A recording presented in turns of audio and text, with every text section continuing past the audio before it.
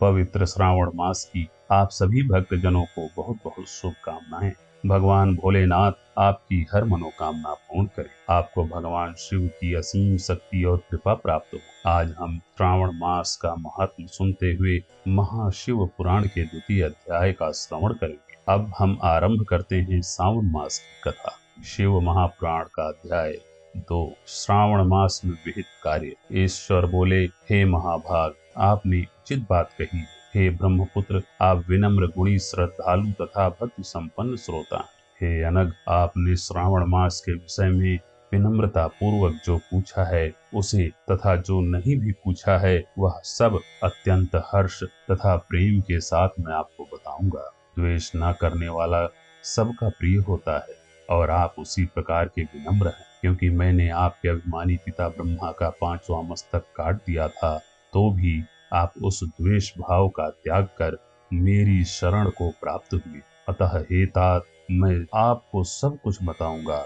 आप एकाग्र चित्त होकर सुनिए। हे योगिन, मनुष्य को चाहिए कि श्रावण मास में नियम पूर्वक नक्त व्रत करे और पूरे महीने भर प्रतिदिन रुद्राभिषेक करे।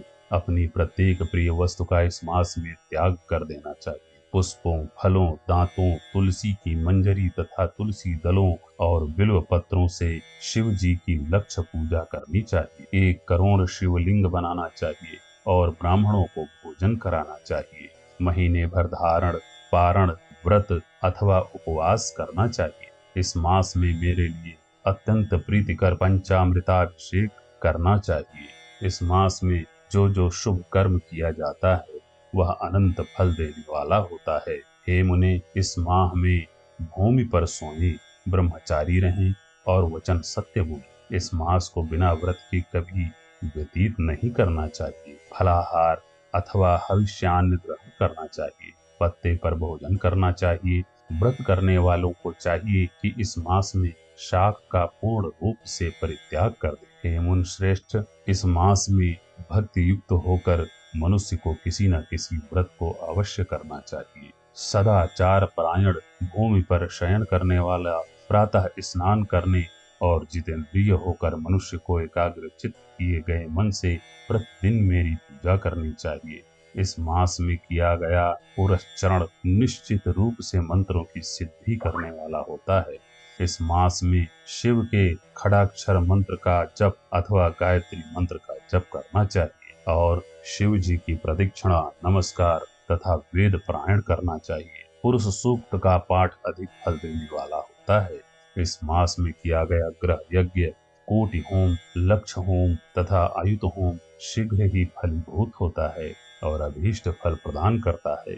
जो मनुष्य इस मास में एक भी दिन व्रतहीन व्यतीत करता है वह महाप्रलय पर्यंत घोर नरक में वास करता है। यह मास मुझे जितना प्रिय है उतना कोई अन्य मास प्रिय नहीं है। यह मास सकाम व्यक्ति को अभीष्ट फल देने वाला तथा निष्काम व्यक्ति को मोक्ष प्रदान करने वाला है।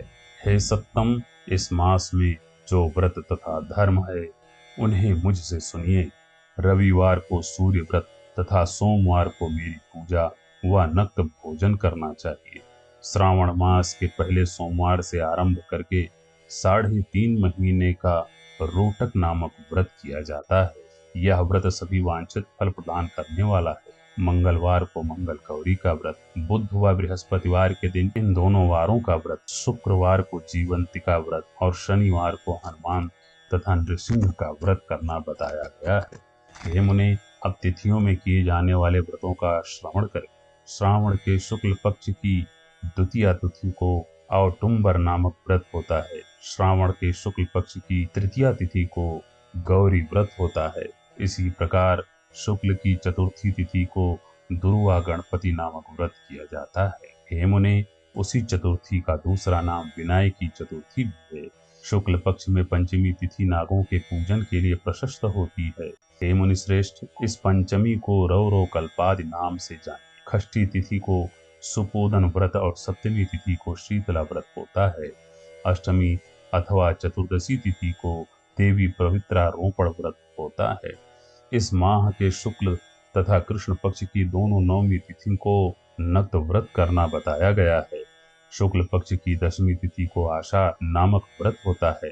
इस मास में दोनों पक्षों में दोनों एकादशी तिथियों को इस व्रत की और विशेषता मानी गई है। श्रावण मास के शुक्ल पक्ष की द्वादशी तिथि को श्री विष्णु का पवित्रारोपण व्रत बताया गया है। इस द्वादशी तिथि में भगवान श्रीधर की पूजा करके मनुष्य परम गति प्राप्त करता है। उत्सर्जन, उपाकर्म, सभादीप, सभा में कर्म, इसके बाद रक्षाबंधन, पुनः श्रावण कर्म, सर्प बलि और हयग्रीव का अवतार, ये 7 कर्म पूर्णमासी तिथि को करने हेतु बताए गए हैं। श्रावण मास के कृष्ण पक्ष में चतुर्थी तिथि को संकष्ट चतुर्थी व्रत कहा गया है और श्रावण मास के कृष्ण पक्ष की पंचमी तिथि के दिन मानव कल्पादि नामक व्रत को जानना चाहिए। तेजोत्तम कृष्ण पक्ष की अष्टमी तिथि को श्री कृष्ण का पूर्ण अवतार हुआ। इस दिन उनका अवतार हुआ, अतः महान उत्सव के साथ इस दिन का व्रत करना चाहिए। हे मुनि श्रेष्ठ,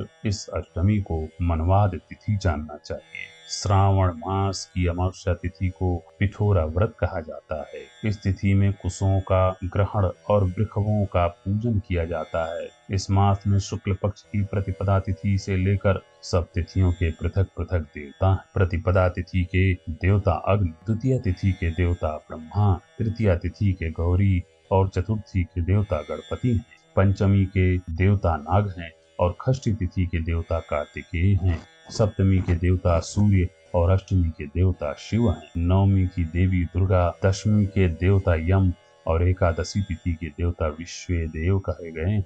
द्वादशी के विष्णु तथा त्रयोदशी के देवता कामदेव, चतुर्थी के देवता शिव, पूर्णिमा के देवता चंद्रमा और अमावस्या के देवता पितर हैं। ये सब तिथियों के देवता कहे गए हैं। जिस देवता की जो तिथि हो उस देवता की उसी तिथि में पूजा करनी चाहिए। प्रायः इसी मास में अगस्त्य का उदय होता है।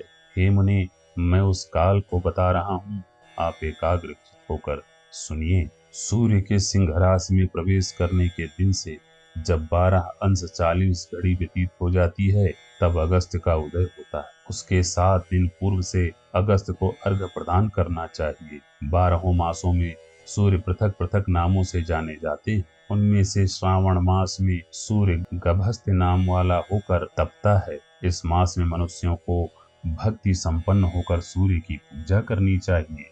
हे सत्तम, 4 मासों में जो वस्तुएं वर्जित हैं उन्हें सुनिए। श्रावण मास में शाक तथा भाद्रपद में दही का त्याग कर देना चाहिए। इसी प्रकार अश्विन में दूध तथा कार्तिक में दाल का परित्याग कर देना चाहिए।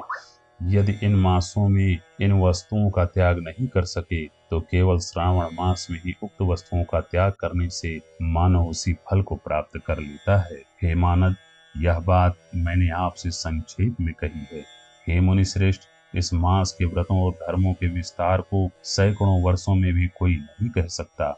मेरी अथवा विष्णु की प्रसन्नता के लिए संपूर्ण रूप से व्रत करना चाहिए। परमार्थ की दृष्टि से हम दोनों में भेद नहीं। जो लोग भेद करते हैं वे नरकगामी होते हैं। अतः हे सनत कुमार, आप श्रावण मास में धर्म का आचरण कीजिए। इस प्रकार ईश्वर सनत कुमार संवाद के अंतर्गत श्रावण व्रतोपदेश कथन नामक दूसरा अध्याय पूर्ण हुआ। हम आशा करते हैं कि आपने इस कथा का ध्यान पूर्वक श्रवण किया होगा। अगर कथा अच्छी लगी हो तो लाइक जरूर कर दीजिए। इस संपूर्ण श्रावण मास में हम आपके लिए प्रतिदिन शिव महापुराण की कथाओं का वर्णन करते हुए यह कथाएं प्रातः काल लाते रहेंगे। और इसके अलावा आप भगवान शिव की अन्य कथाएं भी सुनना चाहते हैं तो हमारे चैनल धर्म कथा गंगा को सब्सक्राइब कर लें, क्योंकि इस बार हम बहुत सारे पर्व और त्योहारों के अलावा शिव जी की विशेष कथाएं लेकर आने वाले हैं। और अपने बंधुओं को भी शेयर कर दीजिए, जिससे इस पवित्र मास में अगर वो कुछ न कर सकें तो कम से कम इस कथा का श्रवण करके पुण्य अर्जित कर। मिलते हैं अगली कथा में। जय भोलेनाथ।